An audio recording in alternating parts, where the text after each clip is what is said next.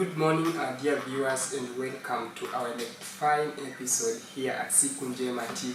This morning we are privileged to host a remarkable guest from Munene University of Science and Technology, Right Honorable Karani Munene, together with my co-host Olivia Wanza. Thank you so much, Honorable Karani, for joining us. Now that the elections are over, how do you feel? Thank you so much. Let me start by greeting our viewers. Good morning, and I hope you're all good. Now, because the elections are over, I just feel, of course, you must have some grace period to recover from. I don't want to say a defeat, but it's just a small setback, and I'm recovering one way, and I'm happy. How are you trying to deal with that? How I'm trying to deal with that is that I'm just trying to believe that what happened, and it's a reality. You can only deal with it as a reality, okay. Because you cannot go back. Honorable Munene, yes. Can you please take us back to where your leadership journey began and what inspired you to step into leadership? Okay, let me say that extensively I began my leadership journey in the year 2015 when I was elected the school president in Munene Primary School, that is in Laikipia County. I was in class 7. In class 8, I was re-elected back as the school president, and I was also privileged to serve as the zonal president. I served as the president of 21 schools, that is Gobit zone, that is in Laikipia County. I then later joined Rurumo High School in the year 2017, where I was elected a class secretary in the year 2017. I was re-elected back in 2018, and in the year 2019, I became a school captain. In the year 2019, I was in Form 3, that is in Rurumo High School. In Form 4, I was re-elected the school captain in Rurumo High School, and I completed my Form 4 in the year 2020. After completing my 4-year course in Rurumo High School, I then came back to the outside world, where I was elected as the youth chairperson, Moiga Ward in Nyeri County. I joined Munene University in 2021, but because I had a great interest in politics, I deferred my studies to pursue national politics. That is in the year 2021, just in December. I deferred my studies and went back home in the year 2021.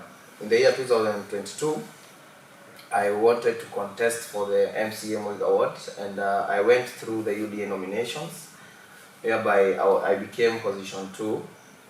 And after contesting the UDA nominations, I continued my journey in national politics. I became a UDA coordinator in the ward, whereby I also became a chief agent of the UDA party, and also a mobilizer for the aspirants who actually were vying for positions in the same party. So that is how I got into leadership, and I came back to Meru in the year 2022, September, and in first year I joined Meru University Central Kenya Students Association, whereby I was a leader. In second year, I was elected. I vied for the HCA position, that is the Health, Catering and Accommodation Secretary, and I successively won the position. And after second year, I've held various leadership positions externally. I'm the Secretary General, Kenny Constituency Tertiary Students Association, and I'm also the Chairman, Moiga Youth Forum. And I vied for the chairperson, Munene University, in this year, 2024. But I can say I did not lose. I won. It's only that my win was overturned by, let me call him a brother, because we have worked this journey together with him. But out of his own interests, and maybe out of his own interests and maybe some small pennies here and there, he decided to betray our coalition, and that is how we can say we lost. But we are doing on well, and we are ready to pursue our ambitions, especially in the national politics. That's quite impressive, Honorable Karani. You have given us a track record of your leadership, and it's really promising.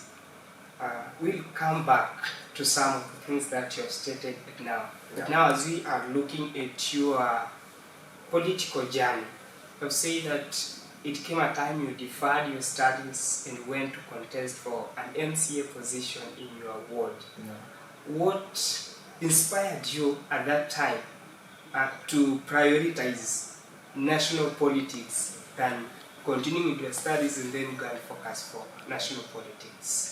Let me say that as long as I was not financially stable, and I knew that going back home would at least enable me to gain something, so that when I come back I can be able to facilitate my education. Because as long as you want to learn, you cannot learn without money, because you require school fees and maintenance. So I decided just to go home and just try my luck, and I knew even if I couldn't win, I could not lack a way to maneuver through those politics and get something to come back to school. Okay, there was anything you were carrying, vision for your ward, mission, or there is something you wanted to accomplish? Of course, as a leader, you must always have a vision and a mission for your people. So when I vied, and just like I've told you, I've been a leader extensively in different positions, I always have a vision, and I had a very great vision for my people. That's nice.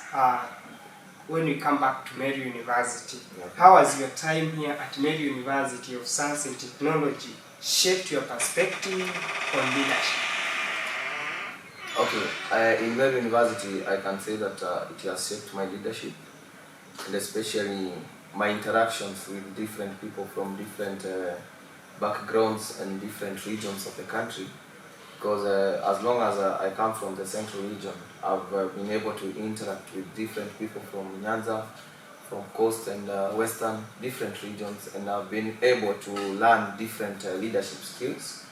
And also, I can say that myself coming to Mary University and getting a family, which is Mary University Central Kenya Student Association, where I began my leadership here in Mary University, it has also shaped my leadership skills. Yeah. Okay, you have given us your track record in leadership, Okay. and you have held different positions, and I can notice that some are the most top position. What are some of the achievements you are categorically proud of today when you look back from where you are the chairperson of the students? You are just categorically proud. During my era, I was able to achieve A, B, C, D. Okay, let me start with the position that I had recently. That is the position of Health, Catering and Accommodation Secretary. Yes. I myself, serving as the Health, Catering and Accommodation Secretary, I was able to push and lobby for the completion and the renovation of the student center, and you can attest that there are ongoing renovations even as we speak. We also pushed for the renovations of the canteens. I know that the STCs, in conclusion, when they finish that, they will shift to the canteen side.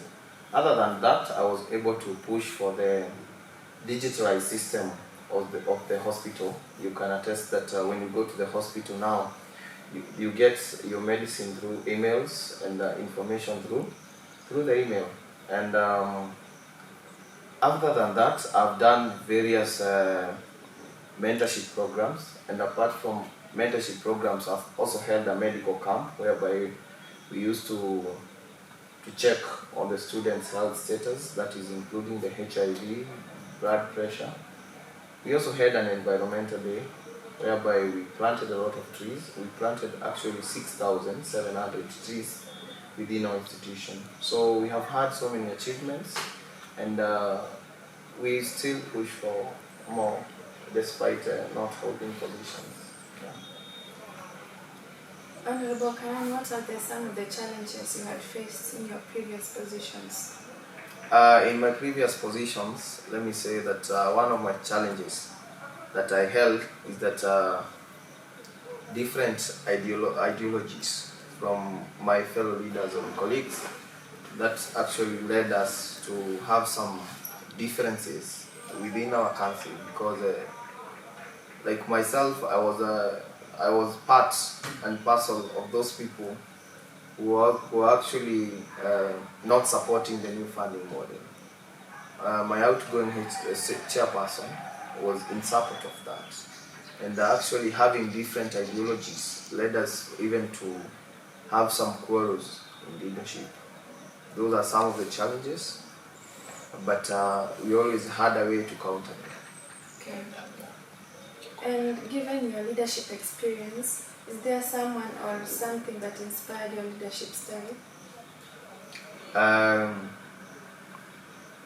Let me say that my father is my role model, because despite him not being so much educated, he's a leader by so many means, and he has always inspired me, because he always tells me, "My son, you're born a leader. I've seen your leadership since you were born, so continue marching on with your leadership journey." So he has so much inspired me, and other leaders like whom I can term as politicians, maybe someone like Honorable Ndindi Nyoro, the Kiharu Member of Parliament. Every institution, Honorable Karani, has its value. Every leadership or a leader has value that guides them.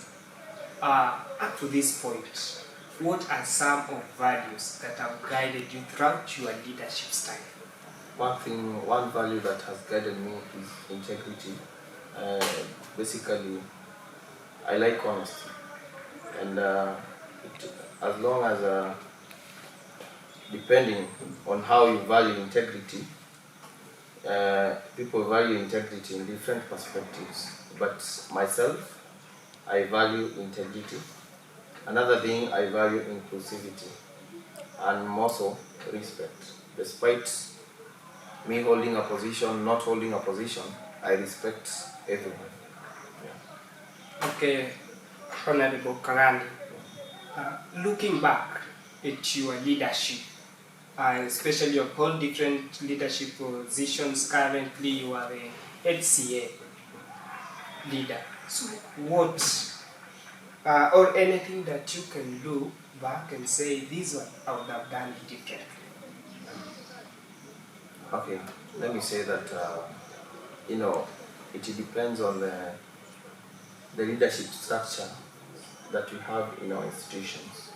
You may wish to do something differently, but according to how things are done or the culture of the institutions, you can't be able to do something differently, because if I were to be asked, I would say that, for example, we have our satellite campuses.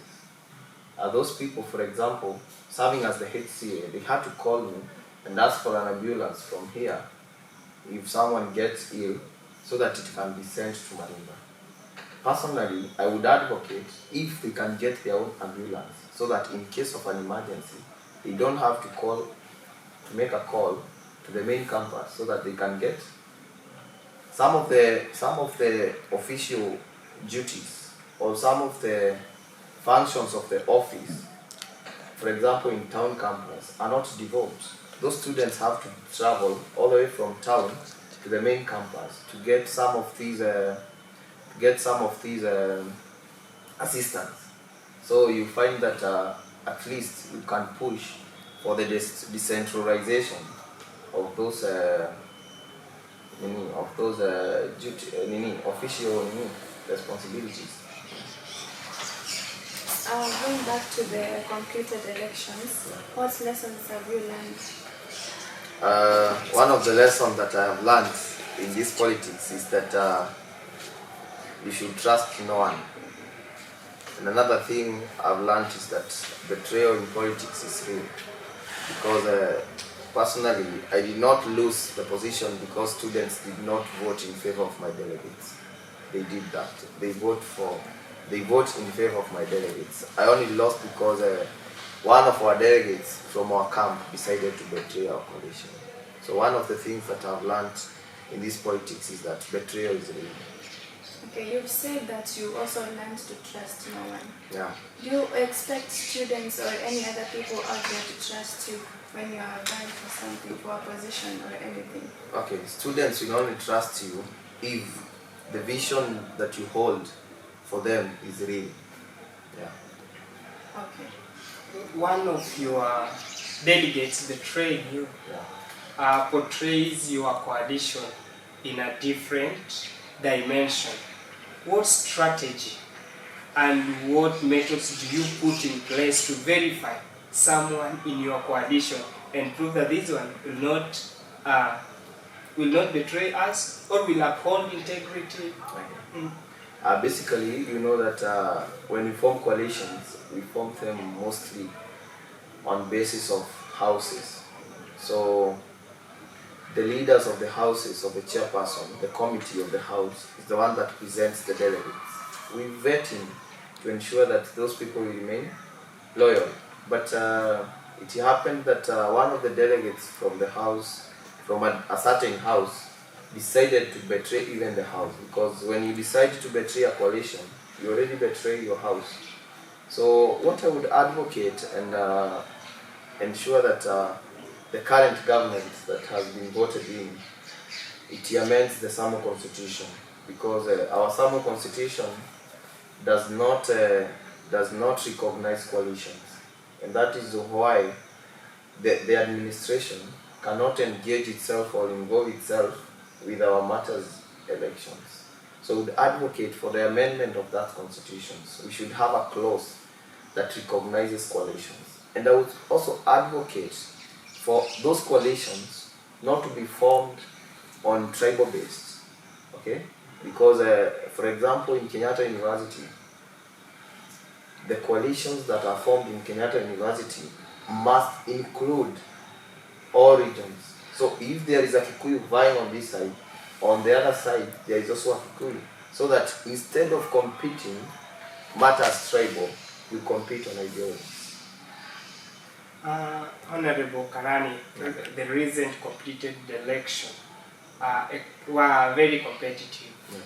And how can you evaluate your experience overall in that campaign? Basically, as you have said, that the just concluded elections were very competitive, and that is true because when if it is in terms of numbers, both coalitions had numbers. If it is in terms of finances, both coalitions had finances.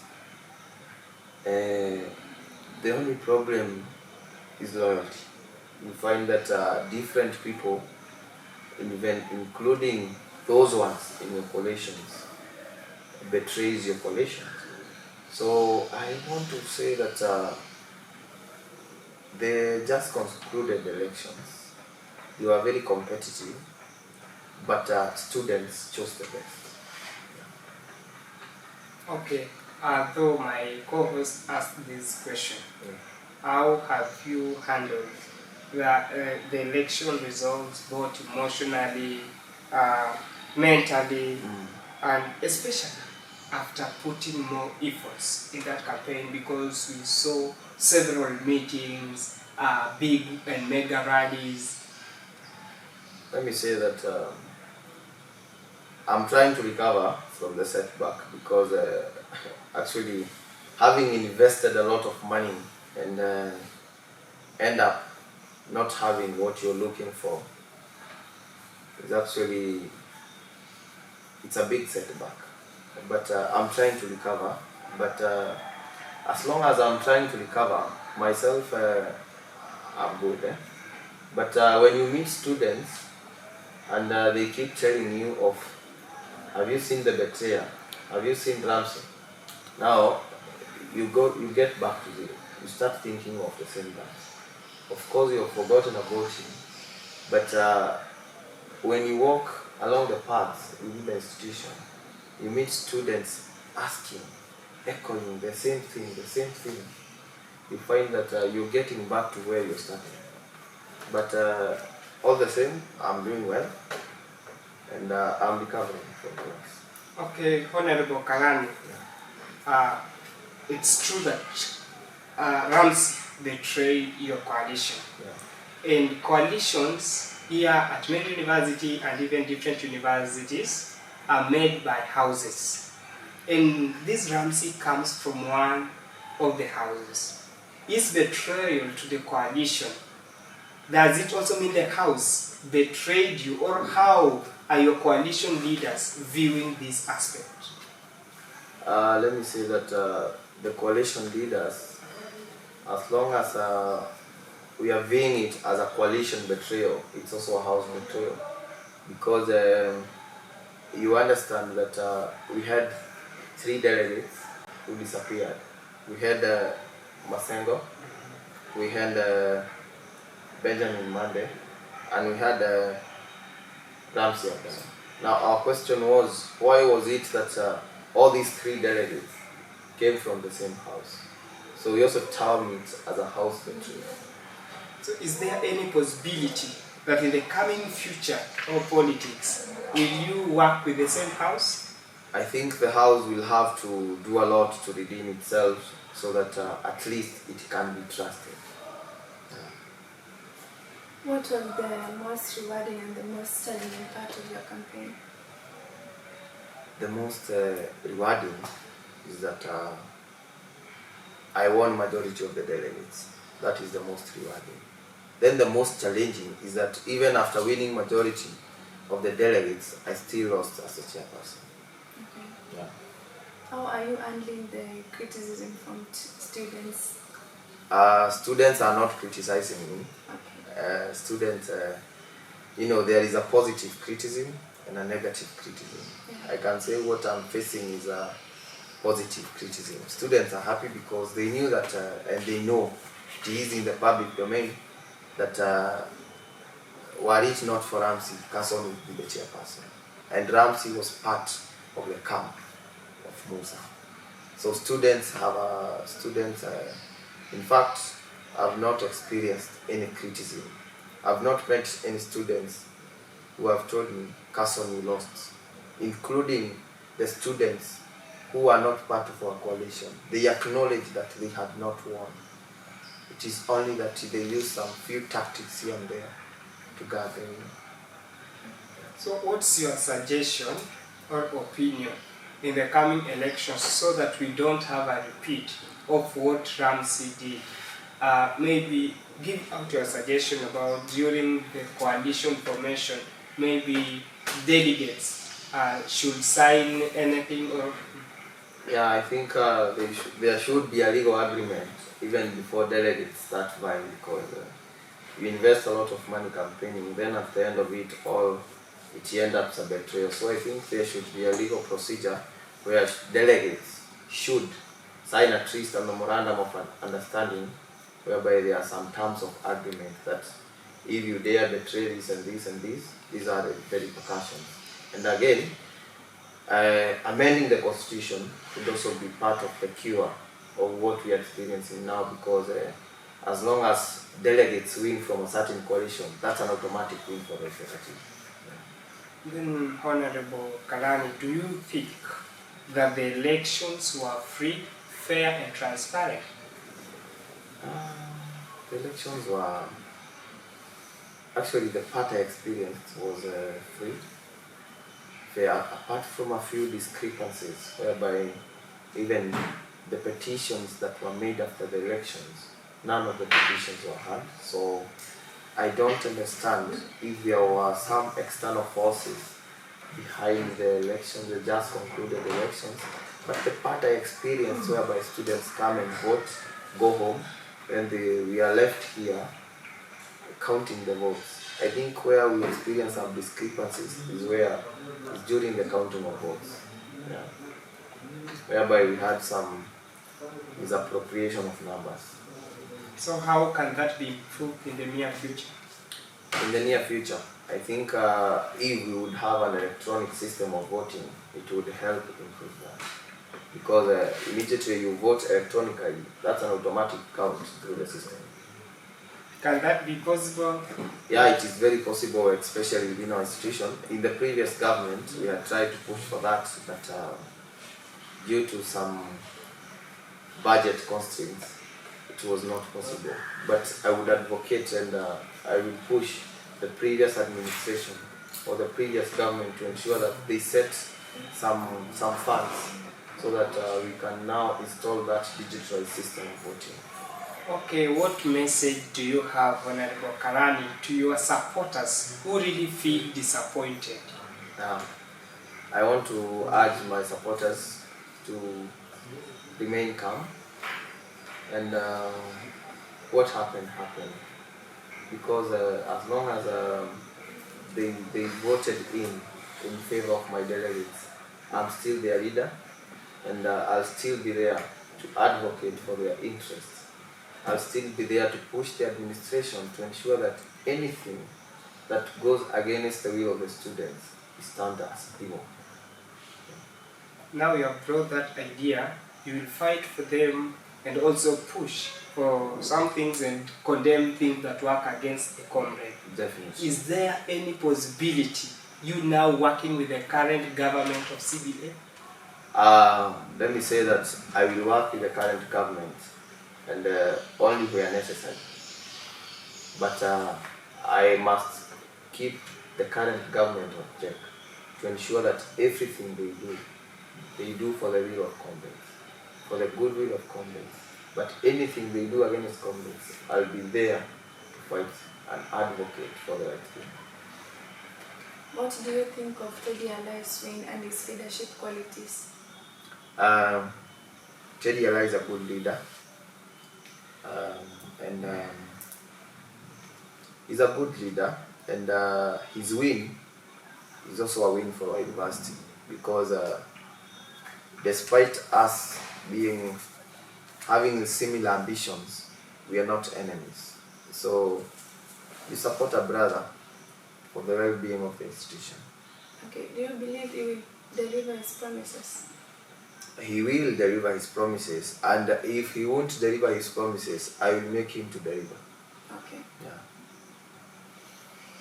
And now, because the election were competitive, and we had 15-16, so that means a difference of 1. Is there any possibility of retreatment, or how will I call it? Impeachment, in case someone messes? The impeachment is provided in our Samu constitution, but as long as I think I would term it impossible, because when you voted in, the administration takes it as its responsibility to protect you from impeachment. So I would say that an impeachment will be impossible.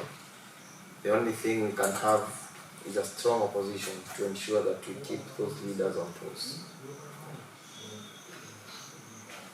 Even though you didn't win, what message do you think your campaign left behind? My campaign left behind is that, what message my campaign left? Yeah. Is that you should always believe in yourself. Because there was a notion that if you don't work with this, you can't win. But we won against that notion. So you should always believe in yourself. Okay. And never fear to do what you feel is right. Do you plan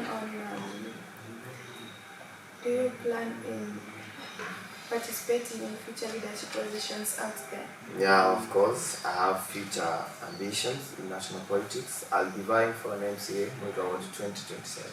Okay. By God's grace. How are you prepared for that? Let me say I'm prepared, because it depends on how you hit the ground and most of God's favor. Personally, I spend most of the weekends at home. I don't spend the weekends around the school. I spend the weekends at home, hitting the ground and rooting for goals. That's quite impressive, Honorable Karani Munene.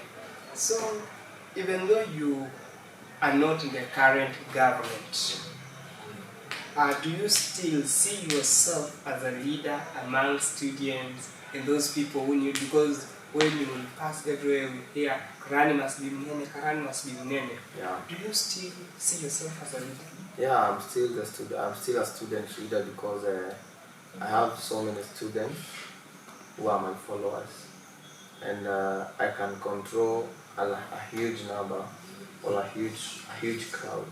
So I'm still a leader, and despite the loss, I'll still be there for the students. As we had stated earlier, Ron, that here at the university, most of the time coalitions are formed on tribal basis. And you'll find that your coalition is not in the government. And there were tribes that formed that coalition. And now they are expecting some development, especially bursaries, disbursement from this government. Do you think this government will consider those tribes that formed your coalition and leave the tribe that supported them? They consider, but they don't consider it legally. And that is why you will find that majority of most communities fight being in the government, because as it is all said that if you have a friend in the kitchen, you can't starve. So when you have your people in the government, of course you will benefit greatly more than the others. So you find that even the majority of those bursary allocations goes to those communities that form the government, because there is that notion that they really fought for this government, and therefore they need to benefit with this government.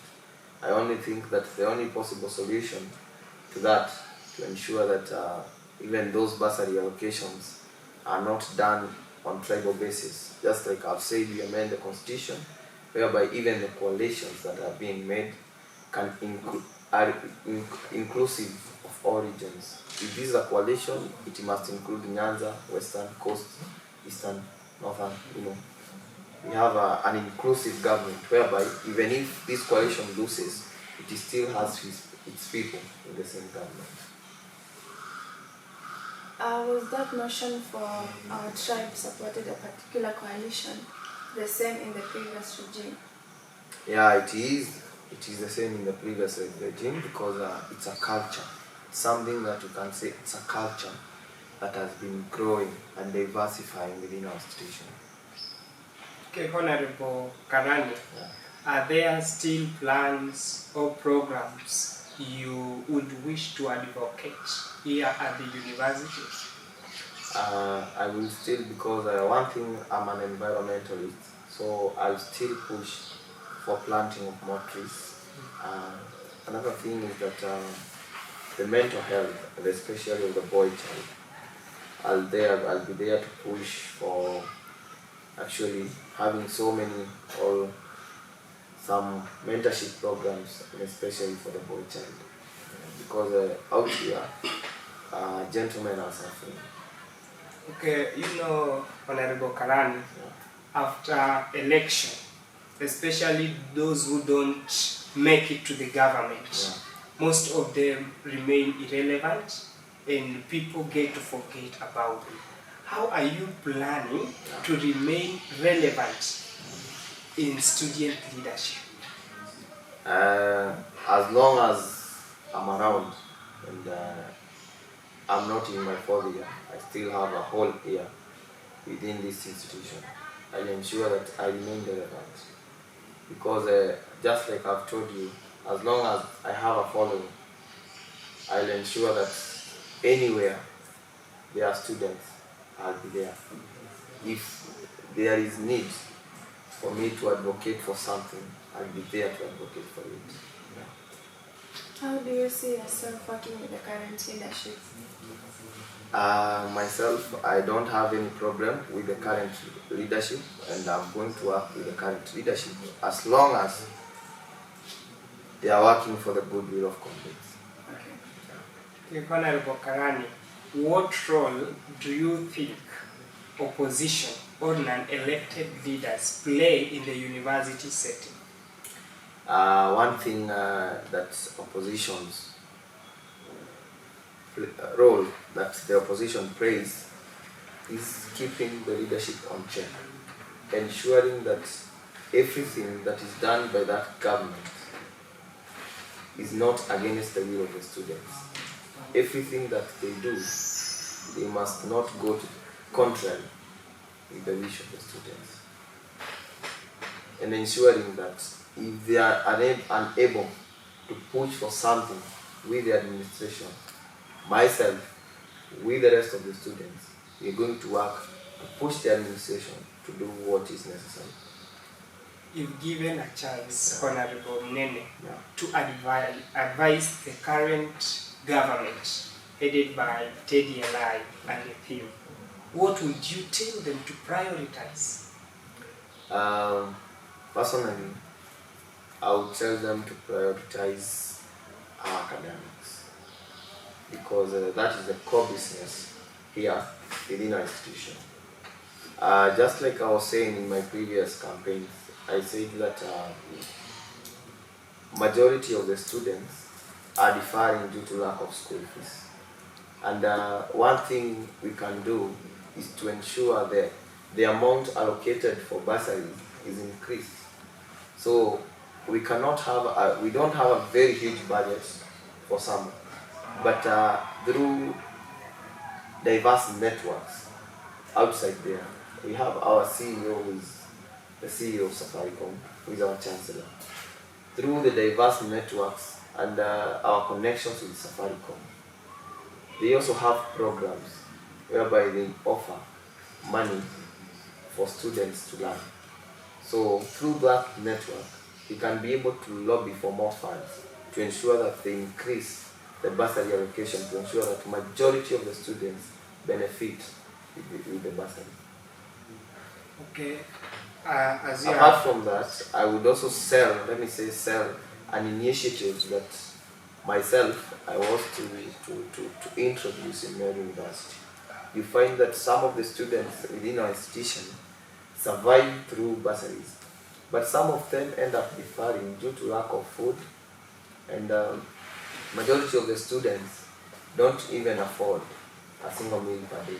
Myself, I was to come up with a program called Dishing a Preso Initiative, whereby through the office of the Dean of Students, the Dean of Students actually can be able to recognize the students who come from very, very, very humble backgrounds, whereby we can provide a single meal per day for them.